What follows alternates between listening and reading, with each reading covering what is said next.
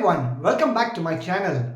Today we are diving into a highly debated and often misunderstood topic. Can women be convicted of rape under Indian law?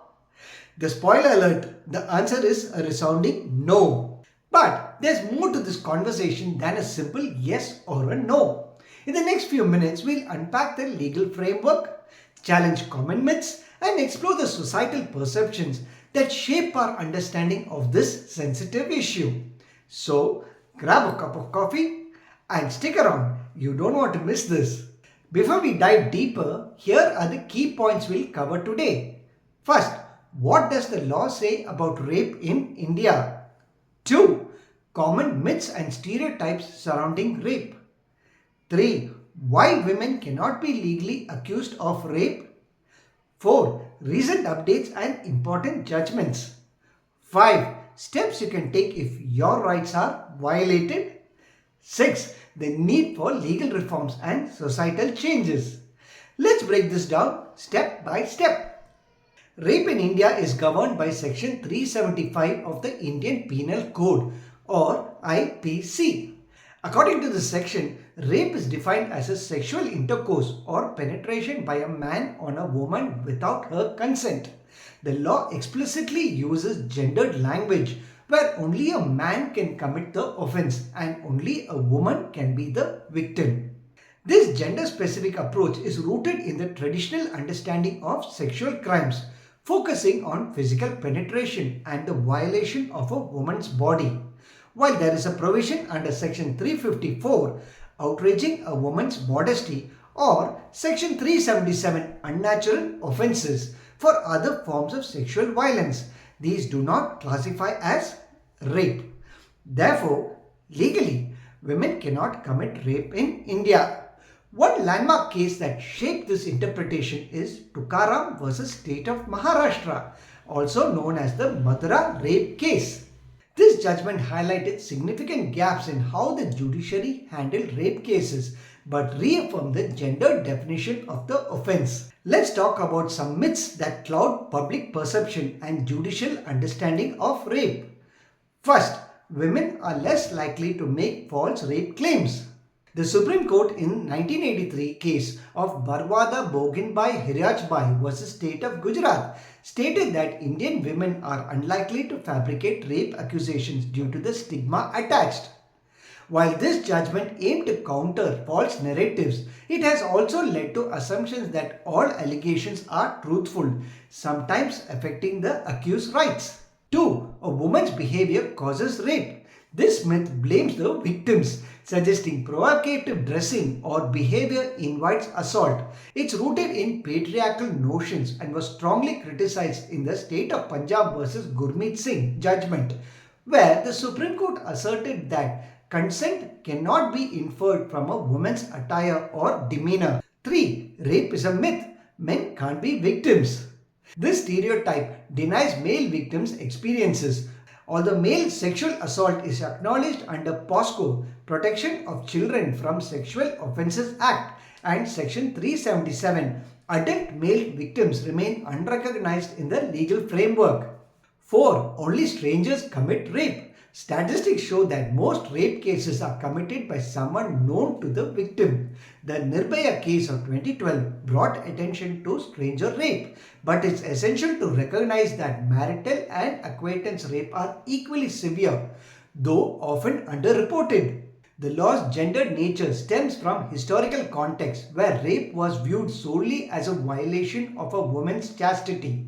However, this perspective has been criticized for overlooking.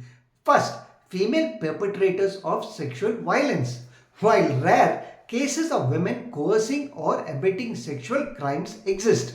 For instance, in Priya Patel versus State of Madhya Pradesh, a woman was charged with aiding her husband in raping another woman.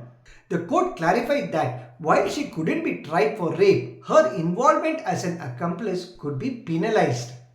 2. Male and transgender victims. The current law excludes these groups, leaving a significant gap in addressing their grievances. 3. Consent and power dynamics. Discussions around consent often neglect power dynamics that can exist in non-traditional cases.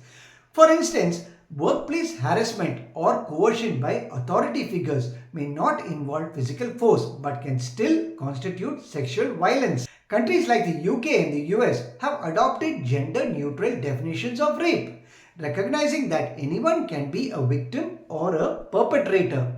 Activists in India argue that similar reforms are needed to ensure justice for all. Internationally, many countries have moved towards gender neutral rape laws.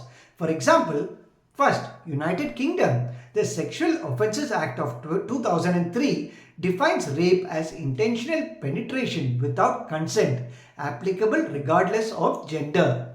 2. Canada. Canadian law criminalizes sexual assault under gender neutral framework. 3. South Africa. Post-apartheid, reforms have made their sexual offences laws inclusive, recognizing male and LGBTQ plus victims. India can learn from these examples to make its legal framework more inclusive while maintaining stringent safeguards against false accusations. If you or someone you know is a victim of sexual violence, first, file an FIR. Approach the nearest police station or use online portals available in many states.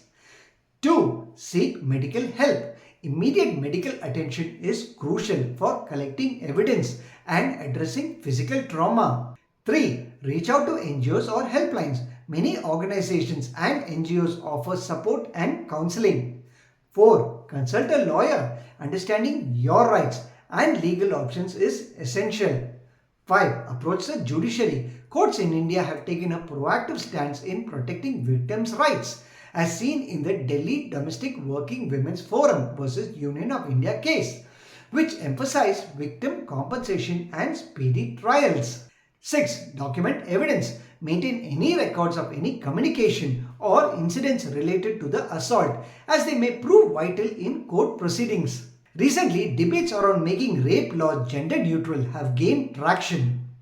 In 2021, the Justice J.S. Verma Committee recommended reforms including recognizing male and transgender victims. However, no legislative changes have been made yet. In another development, recent judicial discourse have emphasized the need to address biases in investigating rape cases, highlighting the importance of police training and judicial sensitivity, emphasizing training for police officers and judiciary to counter myths. The National Crime Records Bureau or NCRB data for 2023 also revealed a rise in reported cases of male sexual assault under POSCO, prompting calls for broader legal definitions. To wrap up, here's what we have learned. First, rape laws in India are gender specific. Only men can be accused of rape.